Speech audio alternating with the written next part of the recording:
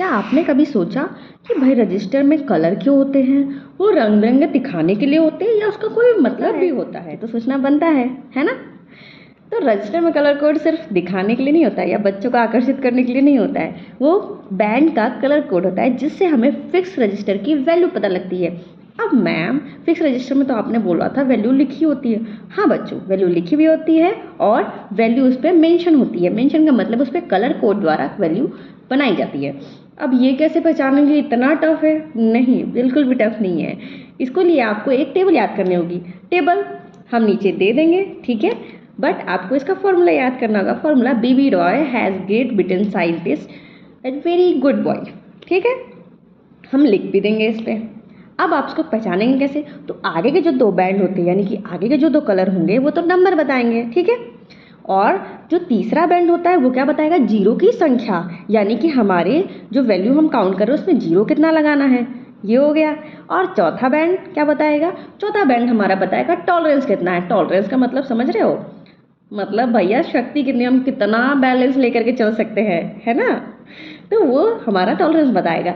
अमूमन गोल्ड और सिल्वर ही रहता है लास्ट में, ठीक है। गोल्ड का होता है ±5% और टॉलरेंस हमारा होता है सिल्वर का ±10%। अब इसका मतलब क्या? मतलब वैल्यू जो है उससे अगर रेजिस्टेंस 10% ऊपर और 10% नीचे चला गया तो फ़र्क नहीं पड़ेगा। वैसे ही गोल्ड में अगर गोल्ड कलर है तो उसमें 5% ऊपर और 5% नीचे वो एडजस्ट कर लेगा अपने आप को, बट उससे ज़्यादा बढ़ोगे ना तो वो ठुक जाएगा, ठीक है। तो इस तरह से हम देख सकते हैं कि हमारे रजिस्टर के कलर कोड होते हैं। ये 4 बैंड के कलर कोड और 5 बैंड दोनों के कलर कोड होते हैं, बट अमूमन कॉमन टाइम में हमारा 4 बैंड वाला रजिस्टर मैक्सिमम यूज़ हो रहा है, तो हम उसको ही लेकर के समझेंगे। जैसे मान लो एग्जाम्पल के तौर पर अगर हम आपसे सवाल पूछें, रेड और ऑरेंज और गोल्ड कलर हमारा उस पर छपा हुआ है, तो रेड फॉर टू, ठीक है, टू हो गया था। और ऑरेंज का हमारा वैल्यू हो जाएगा 10 के घाते 3। इसका मतलब हो गया कि भाई 2 और 1000, ठीक है, 22,000 ओम वैल्यू। प्लस माइनस अगर गोल्ड है तो ±5%। 22 किलो ओम लिखेंगे, जैसे हमने आपको पहली वीडियो में बताया था कि भाई 1000 ohm is equal to 1 kilo ohm होता है, तो 22 किलो ओम।